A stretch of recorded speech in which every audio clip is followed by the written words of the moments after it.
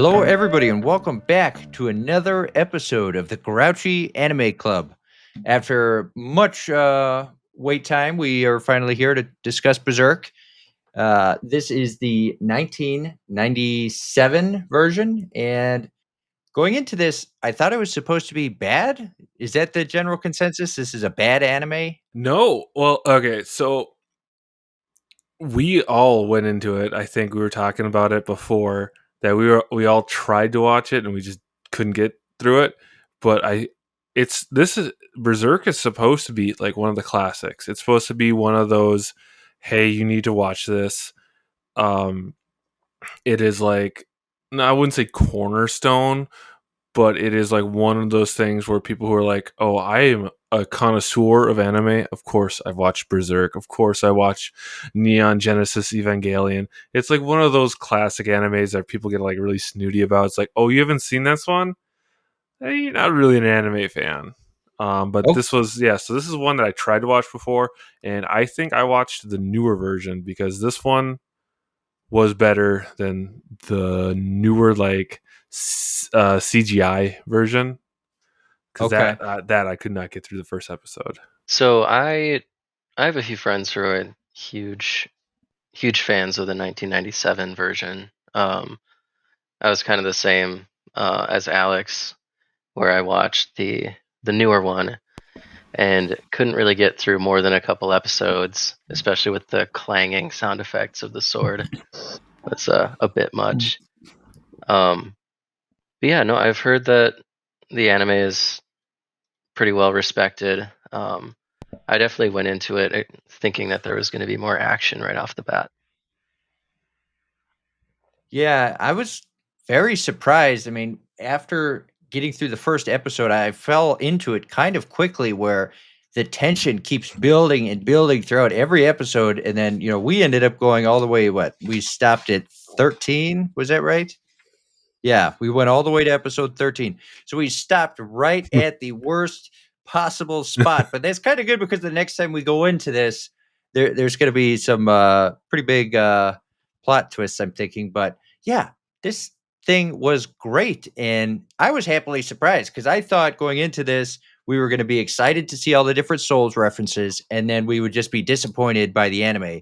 But it was actually great. And I started reading the manga I thought I'd read page for page with the anime, but I'm going to put that aside for now. That's a lot of chapters to get through, so I will do that later. Maybe after we finish the anime, I'll go through and read the manga because I really love the lore that they're setting up here. But yeah, this show is brought to you by your support over on patreon.com/grouchygus94. Great. You can go check it out. Right now, we have a grand total of 0 supporters. So you could be the very first to see what we got over in store there. We just have like some unique exclusive recordings. And if you want, you can select different animes for this show. But yeah, if you want, you can leave questions down below for next month's anime. Alex, what are we going to be watching? We're going to be watching the 1995 Golden Boy. I think it only has 6 episodes. It's like a kind of a horny comedy, so heads up for that. Um, Honestly, I can't even remember how I came across it, but I think I saw. Oh no, I do remember. There was a someone shared on is a Facebook reel or something video. It showed a swimming scene where he's trying to like, this guy is like struggling super hard to swim and he barely makes it. He gets to the end of the pool, he pops up and he goes, "Yeah!" And he gives a huge thumbs up and a huge confidence smile, even though like the swimming he was doing was just absolutely terrible. And I thought it was just the funniest thing ever. And I kept like, "What is this from? Where can I find it?" And yeah, it's a super funny comedy, and just go into it with the expectation of it's very lowbrow humor. Now, Josh, have you heard of this anime? Do you know anything about this? I have never heard of this, and I don't know anything about it. Okay. All So right. So we're both taking a leap of faith here. So we will be watching that for next month. We're going to watch episodes 1 through 6. So yeah, leave comments down below if you want to help guide the conversation. But yeah, back to Berserk. why don't we go around and we'll rate the anime here? So for me, just being real straight, I'll give it a 3-star rating for the first few episodes because I really liked it. I like what they're doing. I like how the tension seems like it's ramping and ramping and ramping. Uh, I kind of know what happens next, but hopefully they don't drop the ball because I only see it getting better. I'll probably give it 4 stars. I kind of like the animation style. Um, there was like some of the humor I really liked, especially I can't remember what the guy's name is, but there's like remember that like captain or whatever who's like really big and he's like my armor's invincible, no one can get through it, and he just keeps getting his like ass kicked, and every time we see him, he's like either like at first he's like this, just like kind of just like muscular, bulky man, everything's fine and stuff. But then he like gets like half his teeth knocked out, then he loses an eye, and he keeps wanting revenge on like Berserk, but every time it just fails and he's just overcome. So like I thought that was super funny. I love that. My only thing was I did feel like the story was building and building, and maybe just like I just don't have the patience I had before. But like I kind of was like, get to the point, get to the juice, get to like get to like the meaty parts. So like I felt like this, like a lot of the episodes were just like building up to nothing, Okay. and it just kept felt like Okay. it kept going on, and going on. So, but I still give it a 4 out of 5. Like so, like Okay. I thought the story was pretty good. I like the I like Griffin so far. I know that he at some point I know he becomes kind of an asshole or something, I think.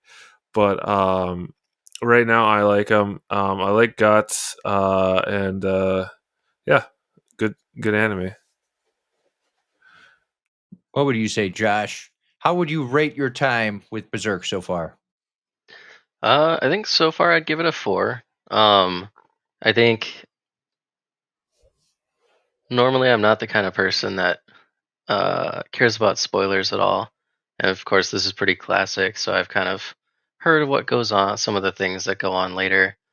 Um, so it did feel a little slow at parts, but I think, for the beginning of a show, especially one with um, as much of a story as Berserk has, there's a good amount of explanation and good writing, good exposition, which I like seeing all the relationships between the characters and um, even if there isn't a lot of action, there's always a lot of character development. That's not really something I expected. I didn't really know what to expect with this show. I thought it would be a lot more of like, oh yeah, that's the guy from Dark Souls. That's the guy from Dark Souls. I know that guy from Bloodborne, and it really is more about these characters. At least so far, it's the anime is dealing a lot with the group and how they're changing over time and the different things they run into. When I was reading the manga, it was totally different. It was almost like set back in time, and you're following Guts, and it's just more plodding down this one path. And I think the anime it kind of skips ahead and then goes back a couple times. So So that's what I mean. Not confusing me, but confused me. But in the beginning, like the first episode of the opening is him fighting this demon, yeah, and then it cuts back. Like then it does like a jump back in time to like how he like became like got into that situation. I thought the whole anime was gonna be him fighting like demons and yeah, monsters, and like I thought the whole thing was gonna be constantly fighting because that's what everyone talks about is like the blood and the gore. But like every episode had like downtime. Like there's whole episodes where it was like talking about the preparation of battle, or it's like them hanging around with royalty and like so like that's why I think I thought it was a little slower because my expectation for the anime was just 100% just constant fighting because like that's what I like in my head like Guts the berserker like he's this like battle hardened um I don't know if barbarian is the right word to use but like warrior that's gone through hell and back, so that's what I was like in my head. I was like, oh, so I was like, oh, they're actually like talking about military, they're talking about like making deals and like gaining power and like wherever and royalty and court. So I don't know. That threw me off a little bit, I guess. Yeah, I kind of expected there to be some downtime. I think just knowing of the existence of the Band of the Hawk, kind of expected some character interaction like that, some downtime, um, and kind of developing friendships and such within the group. Um, but I did expect it to be a lot darker and grittier throughout the majority of the show, where a lot of the times so far it's felt a lot more not happy, but definitely brighter scenes, kind of uh, more lighthearted dispositions from some of the characters, which I thought was interesting. Yeah, this really does feel like a dark fantasy. Every episode, it's very dark and ominous, and they play with a lot of things we're familiar with from like D&D and traditional role play, but it seems like it's ramping it up another notch where there's a lot at stake here. These creatures are pretty nasty. These curses, that's an awful curse to have that brand on you and then constantly have the beings of the underworld hunting you down and chasing after you. So I don't know. I kind of dig that. I never really seen anything else like this where there's so much at stake. In a way, it reminds me of Game of Thrones, where I had a similar issue, like with what you were saying, Alex, where you expect it to be just violent and bloody, and then the actual show is totally different. It's more just planning and plotting, and oh, this happened now. How are we going to get back at them? But we can't just go out and kill that person. We have to do it in stealth. So it was totally weird, but I dug it, and it makes me sad because knowing that there's only like 26 episodes, we're not really gonna see the whole story, so I'm curious how this is gonna end with only, we're basically halfway through the story at this point, so what else are they gonna do? At what point are they gonna leave off on the anime? I don't know, I'm curious, but, that I figured we're gonna approach this a little differently this week. I went through and I took notes on every episode as we were watching because they were not as many. We had more time to kind of sink our teeth into each individual episode. So if you look at the first four episodes, we first meet Guts and he's saving the girl in the bar. And then we have the flashback to Bazuzo. And then we have Guts meeting up with Griffith and his group. That's the Band of the Falcon. Beats Guts and makes him join their group. Guts defends the group.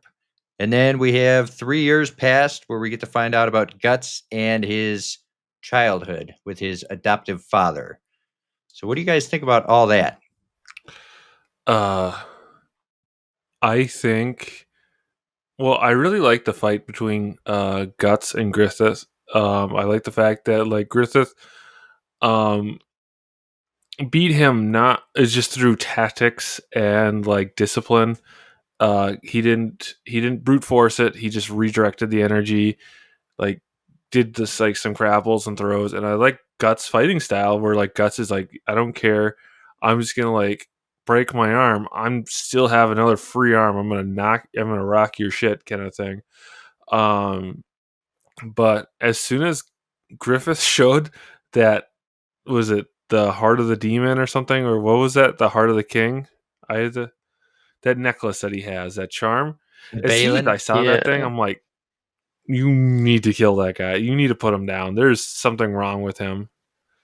I think. Well, to what Alex was saying, yeah. Once I saw I think they're called Baelits. I yeah, just no good vibes coming off Griffith in that scene where you see it. But otherwise, I do like the fight between Griffith and Guts. It kind of shows that they almost have like a Naruto Sasuke kind of thing going between them, in a way. Um, and I thought the jump back in time for Guts was in a pretty good spot because you get to meet the characters and then it slowly throws you back in time to tell you, oh yeah, by the way, this is why we're here, which I thought that was pretty well placed in the show. Yeah.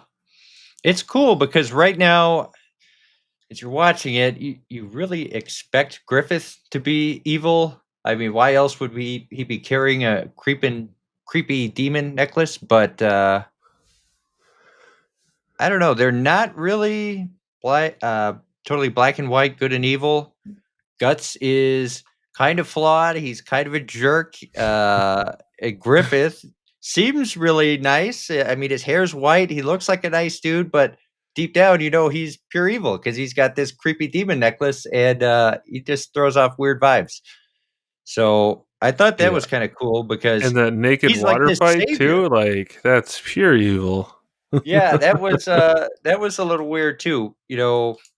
Leading up into the next part, that kind of made me think like, are they trying to imply that he's into other men, or what's the deal with that? Because moving on from there, you have the booby trap town. That's where we first meet this lieutenant, the leader of the Blue Whale Knights. The town is booby trapped.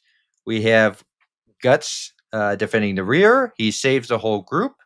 And that's when Casca gets upset with Guts because she knows that she will never be Griffith's right hand man.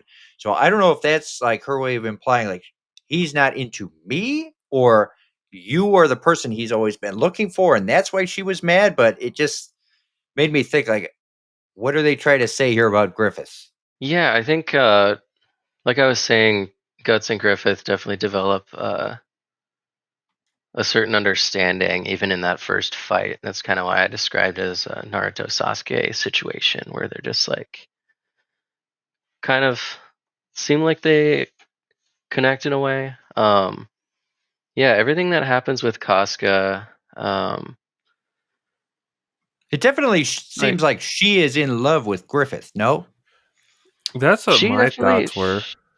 yeah, either that or at least very strong admiration. And either way, her being kind of, the lieutenant for a while and suddenly Guts is here. It's like, I can understand why there'd be some bad blood on either side of that situation. Like my thought with it too is like, because I kind of wondered about that too, because like they kind of paint Griffith Griffith in more like a like feminine masculinity kind of thing, where because he has a much more slender body. He has this like silvery hair, long silvery hair. Um, he's very delicate with his words and actions and stuff. So they kind of paint him, especially since this came out like way back in the day. But I felt like they were kind of implying that Griffith was gay. Was my thought.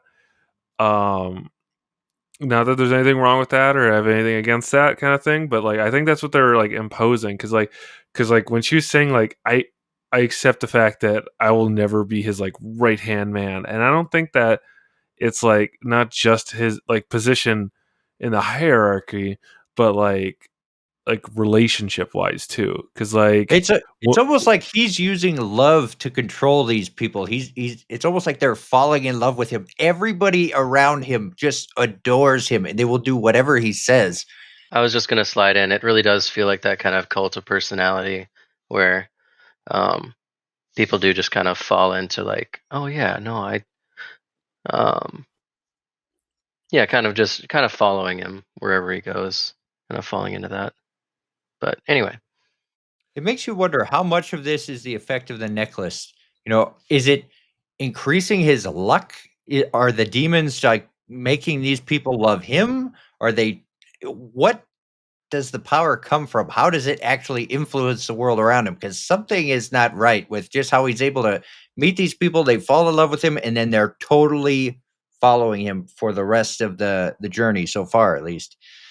But right after that, we have Griffith getting knighted, and then Guts and Griffith fight Nosferatu Zod, the big demon overlord. The fight was awesome, and then the demon decides he's going to just fly away because Griffith shouldn't be messed with. He has the demon necklace, and he's not going to mess with him. Griffith moves his way closer to the nobles and the king. He starts to flirt with the king's daughter. And then that's when we notice that Griffith has been acting kind of different. He hasn't been right ever since the fight with Nosferatu Zod. And after that, Griffith is made a count and General Julius is furious and wants to assassinate him. Here's the thing: is like I know like Guts and Griffith are like the main characters, but like that general was right though. It's like Griffith, like in the sense of like Game of Thrones logic and stuff. They're like this guy is a nobody. He was a peasant, and now he has basically an army. And now you're giving him titles, like you're Yeah. giving him too much power. And like I'm not saying like because like this is just logically this general should feel threatened because this guy is a shooting star because the people love him because he's one of them. He has an army, he has titles, and now he's getting close to the king's daughter. Are you kidding me? Yeah, I'm gonna kill that guy. I don't care if he's nice. I don't care if he's friendly. I don't want him to be my boss. So I'm not surprised that like any of that happened. Like that's 100% what should be happening in those kind of like power structures. Like that's the game that's played. So I don't know. I thought that was 100% accurate. And like, yeah, that guy's supposed to be the bad guy and stuff. But like, if your position of power is threatened, you'd be doing that too, kind of thing. Yeah, I can't imagine that the existing like people who are already in positions of power want to see the entire system flip on its head, having it kind of almost reversed in a way. Um, I did find it a little foreboding that he did change, like because he always talked about, or he had talked about previously about wanting to be in charge of his own kingdom, and then he changes after encountering this, um, or hearing the words of this other um, kind of monstrosity that shows up in their path. I'd So are hope we it's not. thinking are we thinking that he was totally innocent before this encounter with Nosferatu Zod? He really didn't know that this necklace was a bad omen? I'm not really sure. I've thought about that too. Um, he definitely seems to imply that he thinks it's more of an old wives' tale than anything really real. He's very flippant about referencing the necklace. But then after, you find him kind of staring at it. Sorry, I was just reading. The name of the necklace is Egg of the King, and it grants one the world in exchange for the owner's flesh and blood. What do you think? It was, the necklace that started to make him change after he met Nosferatu Zod, or did he just start to look into it more or think about it more after that encounter? Uh I think this is a true Griffith. I think this is a guy who was given a cursed necklace. I don't know if it's like, and who said he would do anything to gain power. And I think the closer he gets to power, the truer he shows, or the more he shows his true self.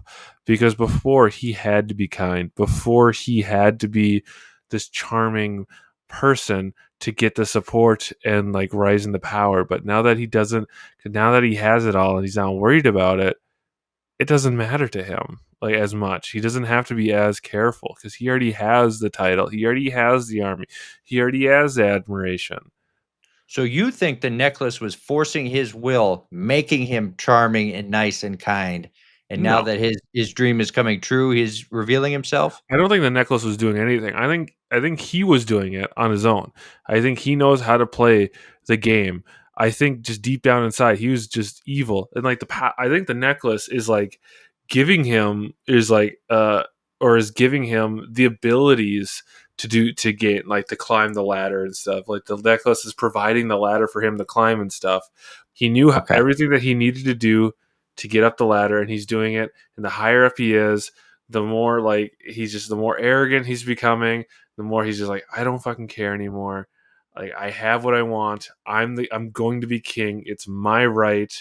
Anyone in my way, I'm going to kill, kind of thing. I suppose when you have a gigantic, creature like Nosferatu Zod stroking your ego, telling you, you're the chosen one, you can't be stopped, he's gonna betray you, like, at that point, you're probably like, "Yeah, I feel pretty good about myself, I'm gonna be the demon king and just overthrow everybody." Exactly. So moving on from there, Griffith is starting to become closer with the princess. He gets shot at, and the necklace saves his life. He stands back up and he's like, "Nope, I'm good. Don't worry about it. Trust me. There is no need to check my body or to give me a once over. I'm fine. The necklace has saved me." So from there, he actually sends Guts out to go and assassinate Julius. What do we think about that? How does that make you kind of connect with Guts, knowing he's willing to go and just kill somebody? That's not surprising to me either, because like Guts doesn't value life. To him, like a fight is a fight, and his best friend, the only person that understands him and gave him family and meaning. Because like if you watch the Guts like flashback, his dad was a jerk. Like when show, or I don't even know if that was his dad. I can't remember. But they're like when they showed Guts as a kid, and they're like, "You can't swing that sword; it's too big for you," and stuff. And everyone was like kicking him around. It's like Guts has always just wanted to belong to someone, and now that he does, the person's like, "Hey, buddy, uh, I know I'm like your best friend, like a brother to you. I need you to go kill that guy." Guts is like, "Hell yeah, dude! I'm on top of it. I love killing." It makes him a weird protagonist, though. I mean, that's not a kind that you would expect him to have some kind of redeeming qualities, but it's almost like after all the trauma he's gone through, it's just made him dark. He just doesn't really care almost about anything anymore. He's He's he's like a well, void of a human. he's like an anti-hero though. He's kind of like I'm gonna kill guys, and they just happen to be bad guys anyway. So it doesn't matter that I'm killing them for a lot of the times. And like, and he does care about things. Like he cares about I keep forgetting her name. He cares about the girl. Casca? And he even though and like he gives her like the motivation she needs, like telling her like, yeah, you are a capable fighter, you're just sick right now, that's why you're not able to do this, let me take on these 100 people or whatever, and you go get help, kind of thing. Like, so he does care about things. It's just that he has his morals about like just sex and violence is just like he doesn't care. Yeah. And I think during the act too, because um, I can't remember if it was a little uncomfortable when Guts and Griffith had that conversation, but it definitely was when things didn't. Um, when Guts did what he had to do to follow through on the assassination, it seemed like it really um, unsettled him It almost during. seems to me like he was the charm had worn off of on Guts, you know. It's almost like the necklace was making him do it because it I felt like he just went and did it way too fast for as brutal and violent as he is. For him to just go do that and kill this guy without it, it almost seemed like he didn't even think about it, killed him, killed the kid, and then suddenly he came out of it and came to his senses like, what am I doing? I think part of that was like how messy the assassination was. It really messed with him. At this point, Guts and Griffith kind of felt like, um, or at least Guts, I think, started to think that maybe he's not actually friends with Griffith at this point, too. Kind of shook his faith in a way. So after this, Griffith and the band march into battle. Casca has a fever and falls off a cliff.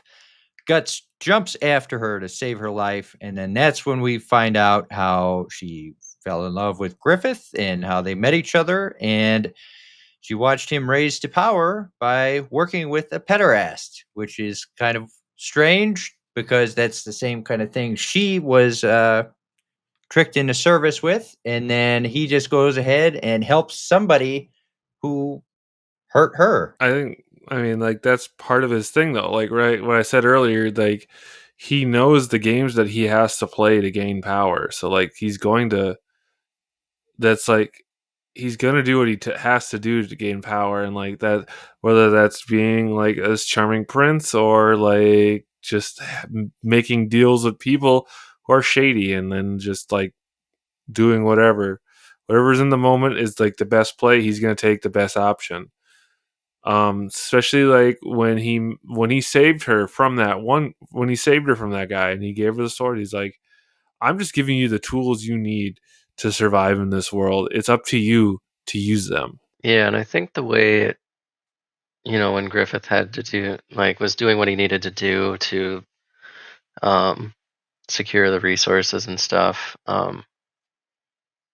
it was kind of interesting going from one side of things to like with saving Casca to like kind of turning around and um, doing what he did. He did say that it was, I think for the safe, or claim that it was for the safety of the men to secure food and resources and supplies, things like that. So um, it is an interesting juxtaposition, but it seems like he was doing it to do what he needed to do. Yeah, it kind of shows his moral code early on. It's like, yeah, he doesn't really care about any reason why. He's just going to do anything necessary to gain power and be in command. So going from there, we find the commander of the Blue Whale Knights and his crew. They meet up with Guts and Casca. They are completely outnumbered. Guts is fighting for his life, and he sends Casca away to flee. He can't hold them all back, so he figures, I'll slow him down. You run. Now, this is the big cliffhanger that we ended on. I think all three of us know what happens next, and we'll get into that more the next time we talk about Berserk. But what are you guys thinking up to this point in the story? I'm kind of looking forward to see where it goes because, like, I think it's finally getting in. Like, I do think we stopped too early, but I know why we only did 13 episodes because, like, whenever we do 26, we all procrastinate and we all through it. So it's like, all right, let's cut back on the episode count. But I think this time we cut back a little too much. I think it was but it's hard to see, like, where's the halfway point, where's a good cutoff point. But In so in a far, way, we're going to be starting with a bang the next time yeah, on, and then we'll carry that through to the end. that's what I'm saying. Is like that's what I'm thinking. I was like, all right, we got through some of the slower stuff. I think it's gonna pick. I think the pace is gonna like jump, and I think I look forward to the second half if we do watch it and review it. Yeah, I think like you were saying, it was slowly building quite a bit. And then in the last half or last couple episodes, we started seeing the cracks forming and seeing um, some of the tension kind of unfurling into small conflicts. So we're definitely at that point where I feel like action will increase in the second half. And it is kind of fun to see Griffith facing down like 100 men in kind of one of our last episodes. So Yeah, it was kind of funny because sitting there watching it with Chase, knowing what's going to happen, I'm like, oh my, you don't know what's going to happen next. And it is going to blow your socks off when you see it. And it was kind of funny just sitting there and watching it. But yeah, I don't know how much is going to change now because we're about to go into some dark times with this show. Then there's going to be 12 more episodes and then it's going to be done. How is that going to happen? I'm not really sure. How are they going to tie all this up and put an ending on it? Like, does the whole show leave on a cliffhanger? Does it wrap it up in some way, or does it just hard stop and they cancel the show? Do either of you guys know? I have um no idea. I've never read the manga, but I think the manga goes way beyond what the anime Oh does. yeah, way, way past. yeah.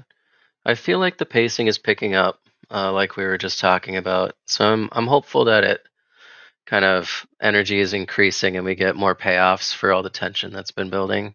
Um, I I guess I'm not quite sure how it ends, but I do know that it was canceled. I hope it's not too much of a dead end or a cliffhanger.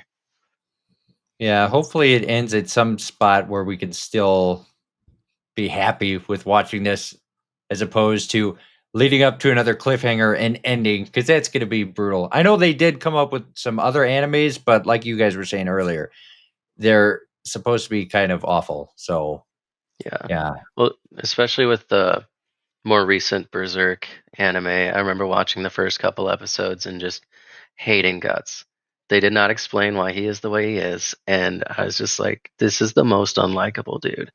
yeah, he's very unlikable. Even the part that I was reading in the manga, it's like, yeah, he doesn't really care at all, does he? He knew. Like there was one part where he's walking through the woods at night, and this wagon pulls up to him, and he's like, "Yeah, I probably shouldn't go with you. You probably don't want me to come with you.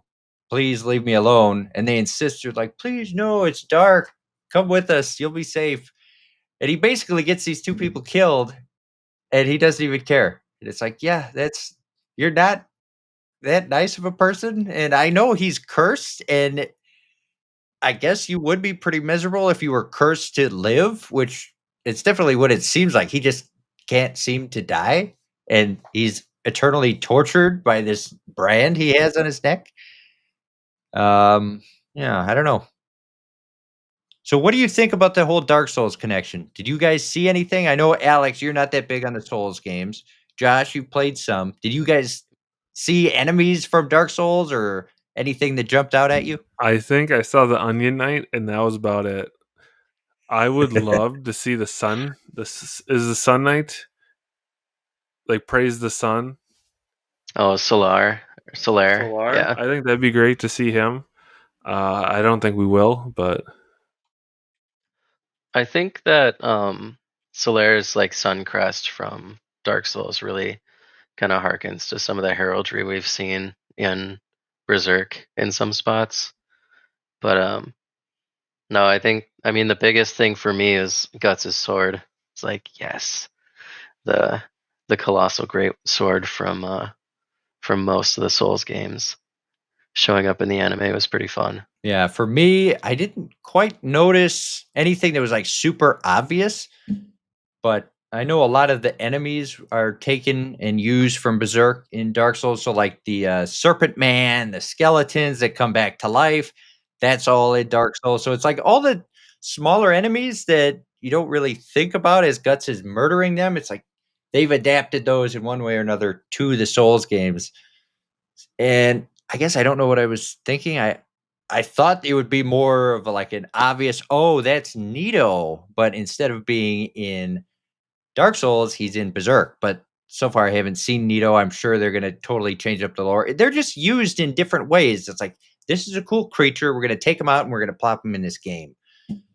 But otherwise, yeah, it's just like suits of armor or things like that that just look similar between the two. So I kind of like that. I kind of dig it, and I'm glad it is different because it's really making me a fan out of Berserk, and I really want to know what happens. So the next time I get to pick, I'm gonna pick the last few episodes of Berserk because I want to see what happens. But I'll wait. Um, yeah. So that's all I have on Berserk. Do you guys have anything else you want to add before we end it? make sure you join the Patreon if you made it to the end of the episode. Yep. Yeah, definitely. No, I think yeah, I'll be looking forward to the next time we pick up Berserk. If it does end on a cliffhanger, I will definitely be picking up the manga because I'm gonna need to see what happens. Yeah, for sure. For sure. So that's all we have for today. Next month, we will be watching the 1995 Golden Boy. Until then, we will see you later. Goodbye.